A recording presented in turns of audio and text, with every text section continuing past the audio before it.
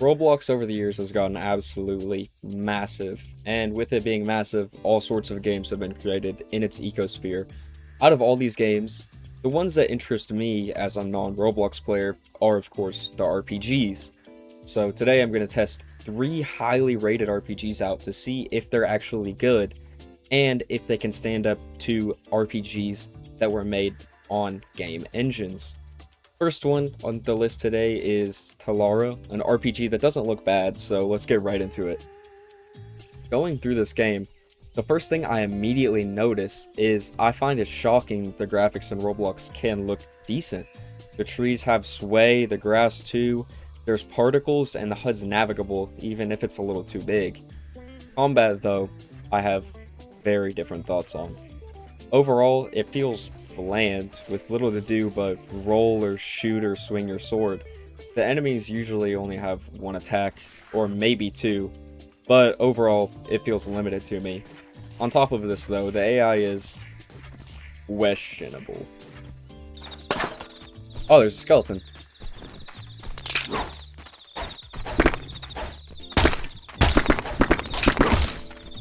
What is... Why is he moonwalking at me? Oh! Okay. Yep. I don't know what he's doing. He's like in his own world. Okay, the enemy AI might be a little bad. This could be because it's on the Roblox engine, which I would assume is more limited than Unity or Godot, but it's still very, very noticeable. So overall, I thought this game was solid, but I can't rate it any higher than a 6.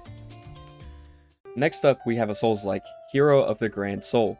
This one looks even better than the first one, with better detailing on the trees and particles, with more customization and classes. I of course went with the standard knight to get a feel for regular combat. Got the knight armor? Wow. This looks so impressive for a Roblox game.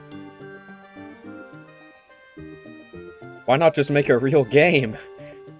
Okay. But, just like the last game, it feels clunky. On normal enemies, it felt like their attacks are just straight up unavoidable, and it got so much worse on the boss. Oh.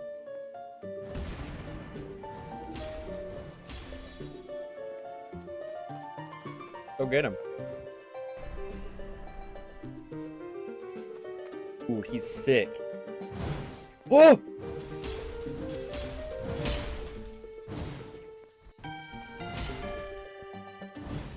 How are you? There's no healing. When are you supposed to heal? Okay. Okay, there we go.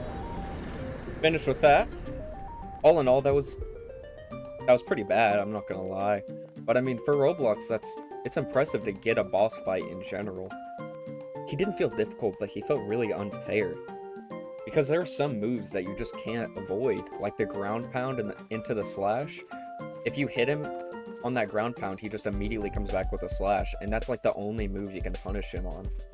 With all of that being said, this was promising, but the combat just genuinely annoyed me, so I can't give this game anything higher than a 7 out of 10. On to the next game. Okay, the final game we're going to be playing is Derelict. It's in its alpha, it has 400 active players, and looking at this one image, it looks exactly like Elden Ring, which hopefully it can be better than the last game, but let's try it out. This game, spoilers, is my favorite out of all 3 that I played. It has the most interesting features, the best looking gameplay, and had actual voice actors. Not even just for the cutscenes, which this game has, but for the regular talking NPCs. Oh, you're finally awake. Are you okay? You fall very far, molto lontano. Now though, let's talk about the combat. In my opinion, this game's combat was just slightly ahead of the last game. There's sliding, parrying, regular attacks, and the rolls feel better. That being said, the enemies felt similarly unfair. Well, Up to the first boss anyways. Ooh, this seems like a boss arena. It is.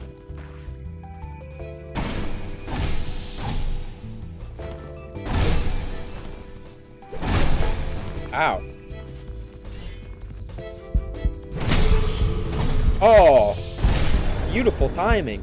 Crazy. He's dead. This game was an actual solid game. It had other mechanics like foraging and fishing that felt okay, but were kind of boring. So overall, for our final Roblox game, I'll give it an 8 out of 10. With all of the games being wrapped up now, let's talk about the overall Roblox experience that I had playing these RPG titles. The big question, honestly, is would I ever play these games instead of loading up an RPG on my Steam library, like Elden Ring, Dark Souls, Neo? And to be honest, no. While I was shocked that these games were playable, they just feel limited due to their game engine. It feels clunky at times, and honestly, I don't think that you can make AI that sophisticated in this game engine. Which is why I wonder why these devs wouldn't just spend the time learning new languages and creating games on Unity or Unreal. After all, these games take years for even like solid development teams of 4 or 5 people to create on Roblox. So why not just spend the time to learn GD script or C#, which is likely the next video I'll be making. That'll be it for now. Bye bye.